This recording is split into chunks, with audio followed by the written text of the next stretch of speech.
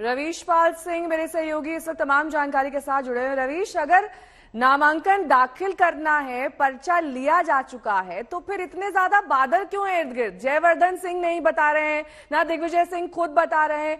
1-1.5 घंटे का ही तो वक्त बचा है। अब तस्वीर तो साफ हो जानी चाहिए ना कि नामांकन दाखिल कर रहे हैं या फिर नहीं कर रहे हैं।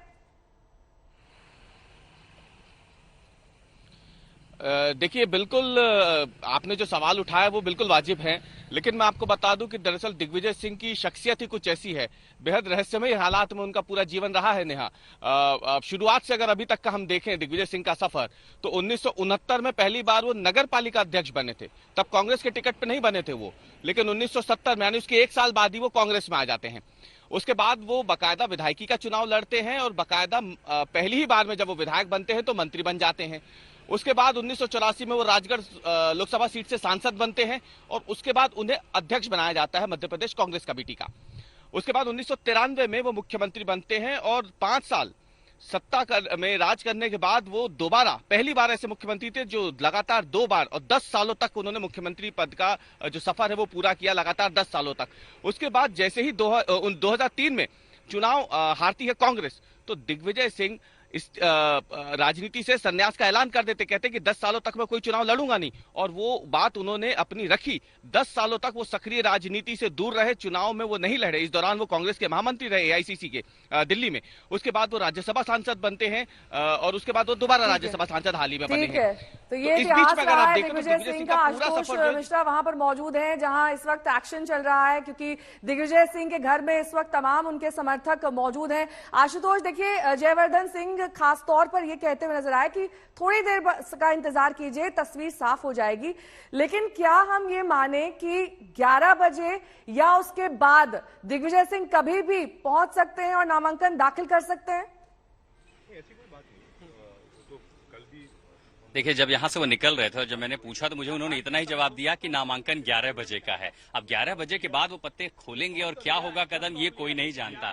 लेकिन बीती रात जो घटनाक्रम हुए, मल्लिकार्जुन खड़गे का मिलना, अगर उन्हें ये यकीन होता है कि गांधी परिवार का आशीर्वाद मल्लिकार्जुन खड़गे के साथ है, उनको प्राप्त है, तो संभवतः ये भी हो सकता है कि नामांकन भरना ही न जाए। तो ऐसे में फिर जो उम्मीदवारी है वो सिमट कर फिर से 2 पर हो जाएगी, जो स्थिति शाम तक की थी। बहरहाल जयवर्धन सिंह, दिग्विजय सिंह के जो बेटे हैं, वो इस समय यहाँ पर हैं और अपने समर्थकों के साथ कोशिश करें उनसे भी बात करें, अब तक उनकी बातें पहुंचाए कि आखिर बेटे होने के नाते और खासकर कांग्रेस नेता के होने के नाते कि आखिर उनकी जिम्मेदारियां क्या। और कई सारे देखिए विधायक हैं मध्य प्रदेश के और दूसरे तमाम सारे नेता यहाँ पर पहुंचे हैं। राजा साहब को उम्मीदवारी भरनी चाहिए कि नहीं?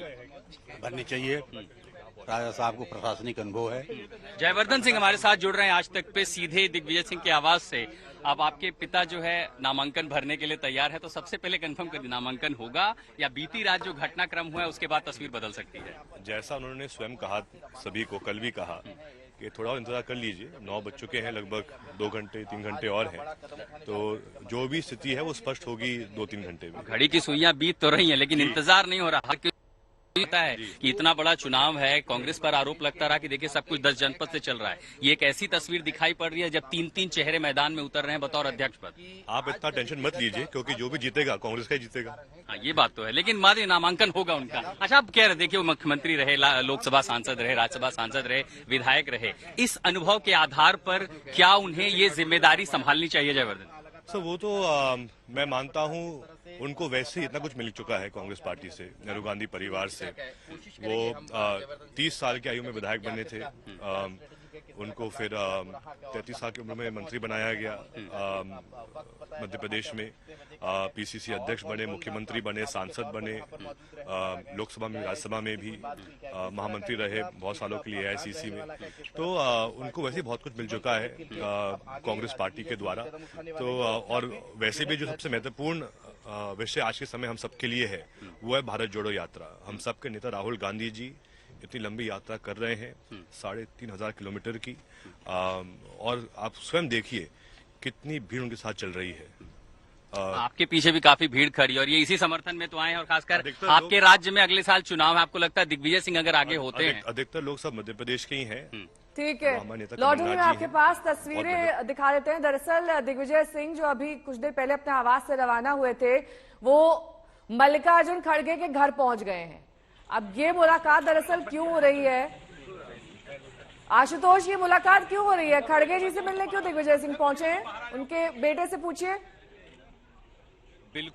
बिल्कुल यही संभावना नहीं हम जता रहे थे कि अगर दिग्विजय सिंह को ये संदेश मिल गया होगा कि गांधी परिवार का आशीर्वाद मल्लिकार्जुन खड़गे के साथ है, तो संभवतः 11 बजे के बाद जो नामांकन होना था वो दिग्विजय सिंह शायद न भी करें। इसीलिए देखिए उनके जयवर्धन सिंह जब पूछ रहे हैं, बहुत सदा हुआ जवाब है कि इंतजार कीजिए 11 साढ़े 11 के बाद क्या होगा, तो वहां उनसे जाके मिलना। हालांकि उम्मीदवारों के बीच मिलना कोई नया नहीं था। कल देखिए शशि थरूर दिग्विजय सिंह भी मिल रहे थे, लेकिन तब 2 ही दावेदार थे। अब खड़गे की दावेदारी वो डार्क हॉर्स बन के सामने आते हैं। उनको लगता है कि अगर गांधी परिवार ये चाहता है तो जो डेलीगेट हैं, जो तमाम सारे लोग जो समर्थन करेंगे, चुनेंगे, उनको भी पता है कि फिर किस तरफ जाना है। तो ऐसे में चुनाव लड़ना जरूरी है, नहीं है, उचित है, अनुचित है, ये दिग्विजय सिंह बखूबी समझते हैं। तो शायद उन इशारों को पढ़ते हुए उनसे मिलने गए होंगे, चर्चा के बाद वापस घर पर आएंगे। और मुझे लगता है ज्यादा समय रह नहीं गया है, 9:18 का समय हो रहा है, 11 बजे की बात है, अपने आप सब कुछ सामने आ जाएगा। लेकिन अगर दिग्विजय सिंह नामांकन नहीं भरते हैं तो आप ये समझ सकते हैं कि फिर अगले चंद दिनों में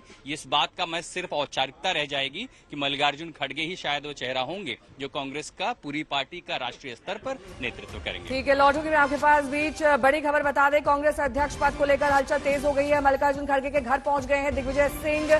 कल रात खड़गे ने मुलाकात की थी सोनिया गांधी से, लेकिन आज दिग्विजय नामांकन दाखिल करेंगे या नहीं, इस पर सस्पेंस बना हुआ है। मल्लिकार्जुन खड़गे के घर पहुंचे दिग्विजय सिंह उनसे मुलाकात करने, तो तीसरा नाम मल्लिकार्जुन खड़गे का कल रात सामने आया। उसकी अटकलें तेज हुई कि वो भी अध्यक्ष पद की रेस में है।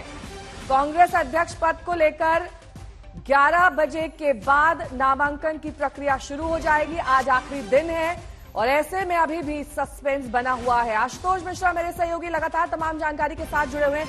आशुतोष, देखिए 2024 की जो लड़ाई है ना, वो कांग्रेस के लिए एक चैलेंज के तौर पर है। जमीनी स्तर पर जुड़ा नेता दिग्विजय सिंह है और लंबा जो उनका कार्यकाल रहा है, और अभी की अगर पदयात्रा का ही जिक्र कर ले, वो राहुल गांधी के साथ जुड़े हुए थे। हालांकि मल्लिकार्जुन भी बेहद करीबी है कांग्रेस के, लेकिन एक तरीके से देखा जाए तो चुनाव के लिहाज से, लोगों से जुड़ने के लिहाज से, मास अपील के लिहाज से दिग्विजय सिंह का नाम प्रमुख तौर पर सामने आएगा।